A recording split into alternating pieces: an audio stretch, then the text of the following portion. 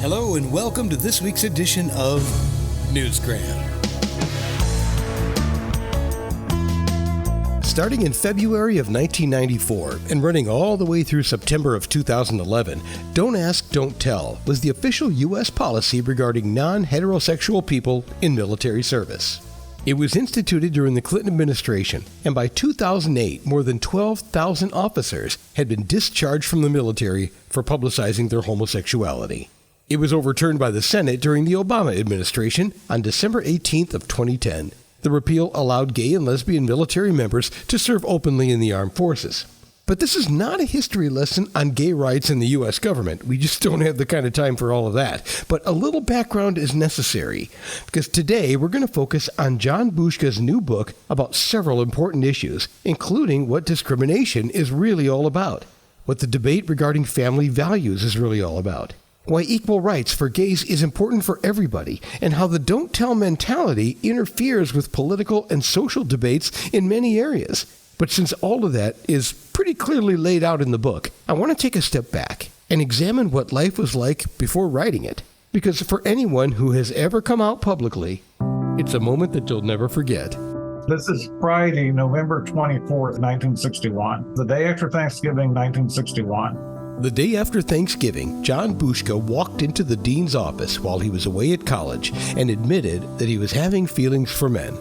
There had been no sexual experience before that, but the feelings were there. So the dean called his parents. The call from what my father said came in around 8 in the evening.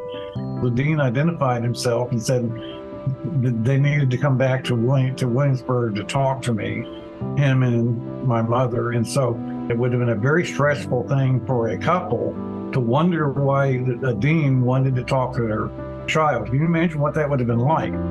I'm already wondering a lot of things, like why that call even needed to be made in the first place. I guess because it was 1961, which also explains what happened next. So the end result is I was taken out of school. I would only be allowed to go back if a psychiatrist certified that it was okay for me to go back to school.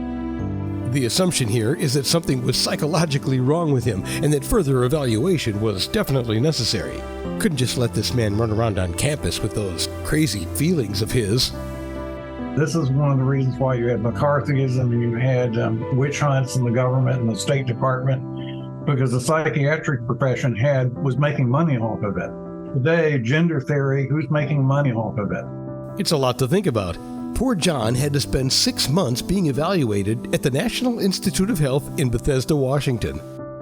There was actually a program to examine this problem in the fall of 1962, and some of the book deals with that.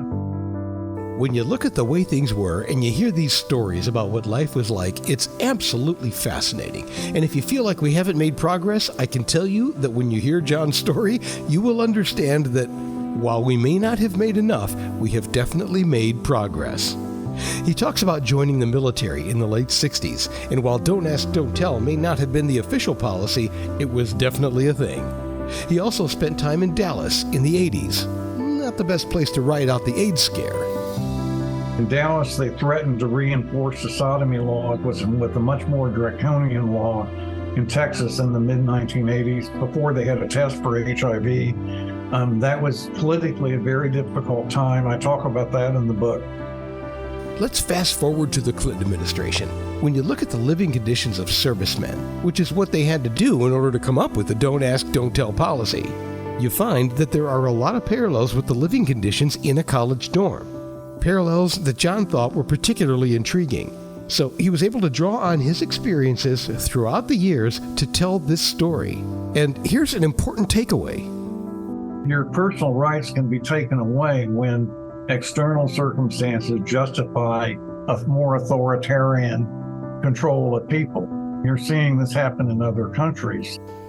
I like the way he said that. Your personal rights can be taken away when external circumstances justify a more authoritarian control of people. If that strikes a chord, you might enjoy his book, Do Ask, Do Tell. A gay conservative lashes back. Individualism, identity, personal rights, responsibility, and community in a Libertaria by John Boushka.